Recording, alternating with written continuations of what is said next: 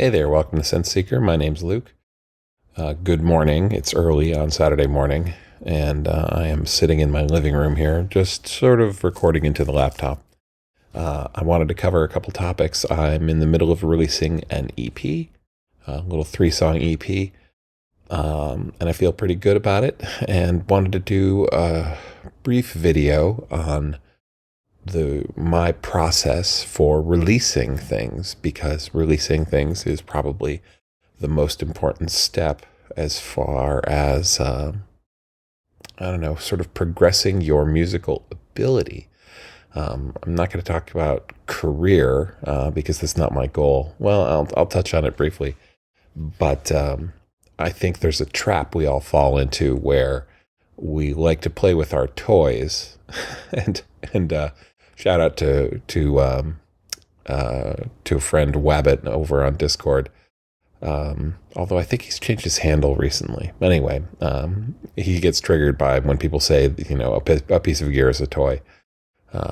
Specifically pointing at like smaller pieces of gear, like the Roland boutique stuff, or anyway, hey Wabbit. Yeah. I think releasing is an important step that sometimes we forget about.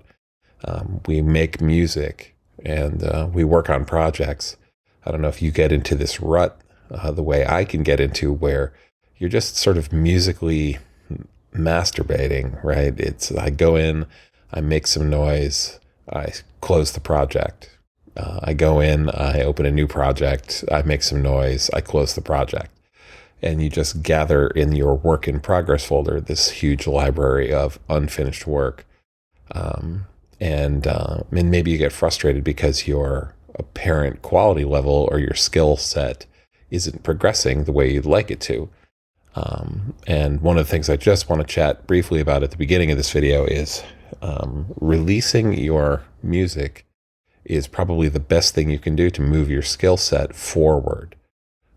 Because what happens is you have to set a bar of quality when you release something. You have to say, okay, I want to release this, so it needs to be good enough, right?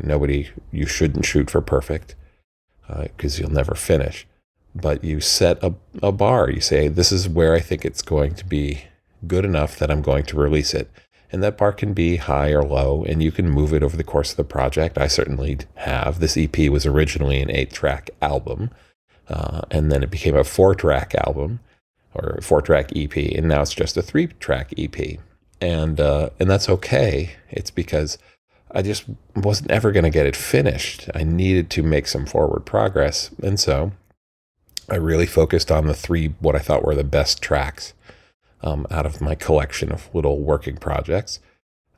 And then set a bar that said, okay, I'm going to get them composed to the point I like. I'm going to get them mixed to a place where I feel they're good.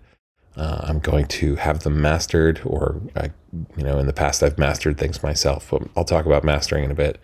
And then I'm going to release them. And what happens is, when you release something, a piece of music, even a single track, the pressure and tension of having that thing hang over you and knowing that you've got this unfinished work is very freeing. And so, if you can release at some regular interval, right? Don't let your projects hang out for 10 years, Don't have, 2 gigabytes of unfinished project files in that folder, 300 tracks, or work in clips, right? It's like, oh, I don't actually make tracks. I just make beats, and they're only 4 bars long, and I've got thousands of them, but I don't know what to do with them. Doing that is fine. And if that is what you truly enjoy and you are fulfilled, okay. But for me, I need to release stuff really for 3 reasons. One is I like listening to music that moves me emotionally, right? Music can raise goosebumps and send chills down your back. Learned that early in life. And then I learned that I can make music, my own music, that gives me that same feeling. And that was sort of a revelation.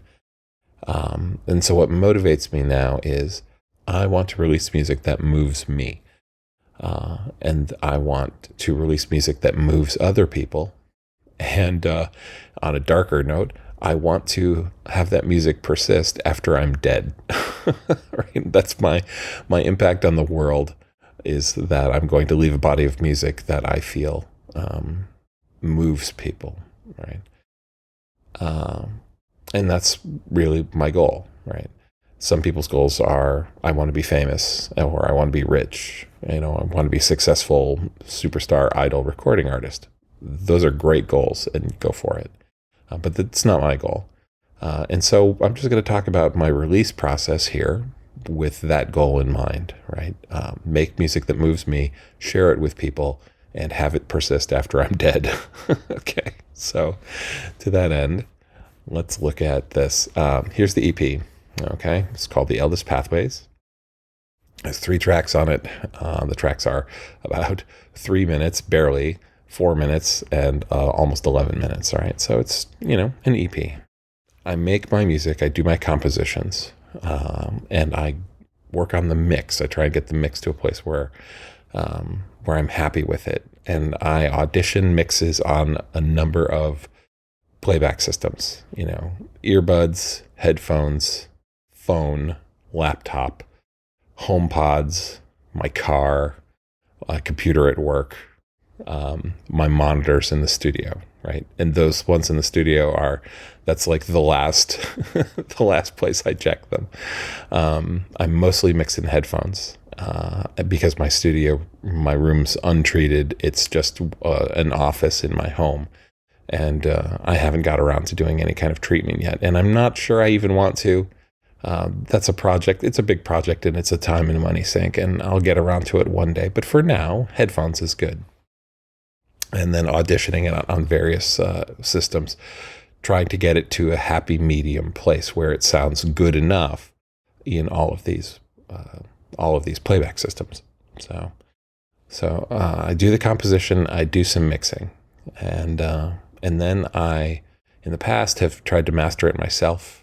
Using various software tools. There's automated AI, smart tools. It's all getting better and better. My results using mastering software and doing it myself is that it's okay. It's good enough. And I've released 2 albums that I mastered myself. So if we look at the discography, these 2 albums here, Hand Samplage and Road, I mastered myself. And I think they're good enough. I'm not a mastering engineer, and I don't have that skill set. I could learn it and, come up to speed, but I just don't. There's a return on time investment there that I'm just not willing to make. I have other things. I have a career. I have a family. Music is a big part of my life, but I don't really have the time to learn to be an excellent mastering engineer when there are so many people who can already do it for me, right? And it just takes money, right? Time is money. And to save myself time, I will spend money. So to that end, the EP was mastered by a friend. This is Bob. And you can read the liner notes about him. Bob's a recording artist and sort of up-and-coming mastering engineer. He does an excellent job.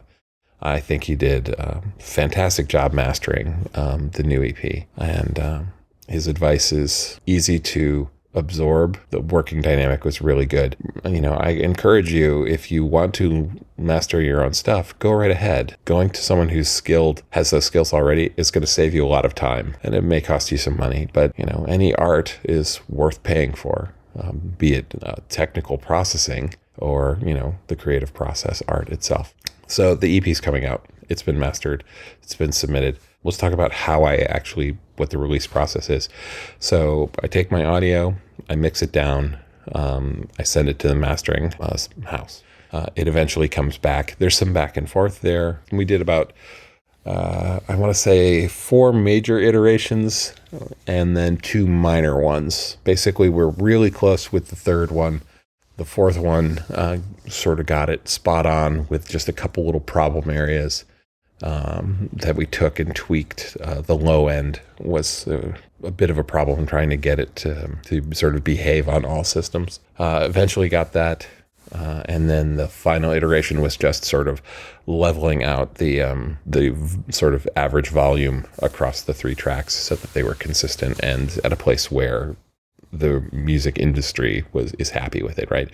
You want to maximize your apparent loudness as much as you can, but you don't want to go overboard. And I like my music to have a pretty broad dynamic range, so I'm not slamming the meters. Anyway, so we get that in order, and then basically what comes out of it is a series of audio files. They're 48 kilohertz, 24-bit, and those are what I upload to my distribution system. All right, and my distribution system consists of 2 things. I use BandCamp, which is what we're looking at here, and I use Distrokid. Now, BandCamp is a site on its own that you maintain your catalog at. You upload your music to them. They provide you with a site. People can browse your music, look at the individual tracks, look at all the notes on the tracks, see your discography. You can sell merch. There's a community around it. It's a great tool. But the distribution is through BandCamp. People come to the site.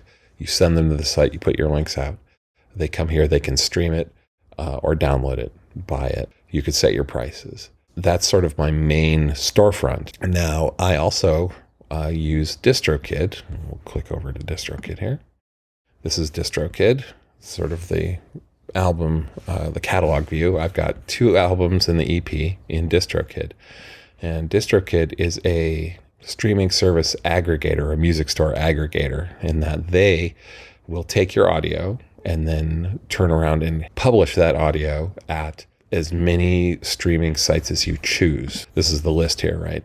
Spotify, Instagram, Amazon, a whole bunch that I'm not familiar with, but the big ones that I care about: Spotify, Apple Music, Tidal, Amazon, sort of Prime Audio, YouTube Audio, and basically they're a middleman who handles the packaging and processing of getting your music up on all these sites. So I have this sort of primary site that is BandCamp, and I have this secondary set of storefronts: iTunes, Spotify. Now, both of these services are basically cost money. BandCamp has a free tier, and they have a paid tier. The free tiers work great.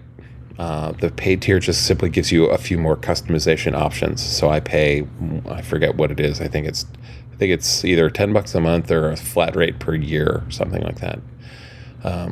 I may have that completely wrong, but that's not what I'm interested in. I'm not going to go look it up. It's fine. It's acceptable, and you can place your albums up there. Distrokid has a model where I think it's $20 a year, I think. Yeah, it's $20 a year to basically manage and publish an unlimited number of albums. And they're tiered in that I think I actually pay them $35 a year, and I do that because it allows for some customizations in Control, right? A few extras, and you can sort of, decide what you want to pay for that. Now, if my main storefront is BandCamp, why am I using Distrokid? I'm using Distrokid like purely as a ego prestige thing. People say, "Oh, you make music. Is it on iTunes?" I can go, "Yeah, it's on iTunes. Here you go. You can look me up." I'm using Distrokid to basically get into iTunes, Spotify, Amazon Music, YouTube Music, things like that, Tidal, for my own edification, because at the end of the day, I don't make a huge amount of money from those stores. I make way more from BandCamp. Let's look at those. So if we go to the bank here, so I have 2 albums and an EP up on the various stores through Distrokid. As you could see, this is from February of 2020 through June 2020. All right, so it's about 2.5 years worth of time. In all that time, I have earned $3.49. Okay, and the breakdown is basically of the iTunes Match, Apple Music. That's about $1.40. Call it $1.40 from iTunes. I've got about $1.27 from Spotify. I have 1 cent from Tidal, and 52 cents from Amazon streaming. Okay. So now why is this? Well, it's because I don't really market myself, right? I'm not trying to generate income from streaming revenue. I simply am using them as an accessibility point to say, sure, I'm on Spotify, I'm on iTunes, I'm on Tidal, I'm on, these services, so that people can discover me if they want to, but more along the lines of, as a convenience factor, I can tell people, who I'm talking to, it's like, oh yeah, you can just look me up on Apple Music and hear my stuff, go for it. It's purely an ego thing. It lets me do that. It's a real tool if I wanted to actively promote myself as an artist and try and make that my career. But your path is different than mine. I'm happy with that. Now, BandCamp, on the other hand, BandCamp is my primary landing spot. When you go to my website and link off of it to hear my music, you're going to end up on BandCamp. When I post links in my profile on Discord or any services online or any discussions I'm having in music related areas with people on the internet, I generally give them my BandCamp URL. And the reason I do that is because BandCamp generates a lot more revenue. And again, I'm not actively marketing. I'm not trying to make my music a business that provides me with a living. I'm simply making music because I have something in me that says you need to make music and you need to release it. And I'm selling it as an opportunity, right? So when you go to the storefront, you can buy my album. And it's literally sort of a pay what you want sort of deal. I usually charge $1 per track or $1.20 per track. Add them up, that's the cost of an album or an EP. So, $4. People generally actually pay more than what I'm asking for. It's sort of like they leave a tip. The way it works at BandCamp is they take 15% of your sales, or 10% if you do physical stuff, right? They'll actually distribute vinyl, cassettes, things like that, if you provide them with that stuff. I don't. I'm digital only. I haven't even looked into it, so I'm not sure how they do fulfillment. But on BandCamp, I've made $96 from those sales and those things, right? So again, it's not enough for me to live on, but that's really not my goal, and I'm not pushing it. I'm not promoting it, but you could. I find BandCamp is a much more lucrative source of income based on, compared to the streaming services. All right.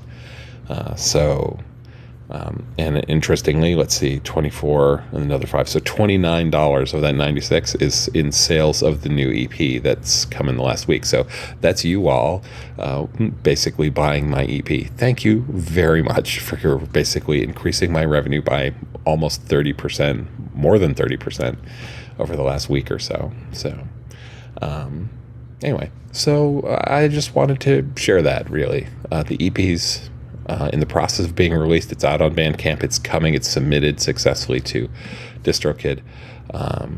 Just wanted to share how I am doing my releases.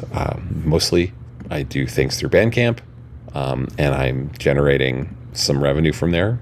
I'm generating more revenue at BandCamp than I am from Distrokid. Distrokid I'm using as like a vanity license plate, right? I want to be able to say, yeah, I'm on Apple Music, I'm on Spotify as an artist. I have an artist page on those things.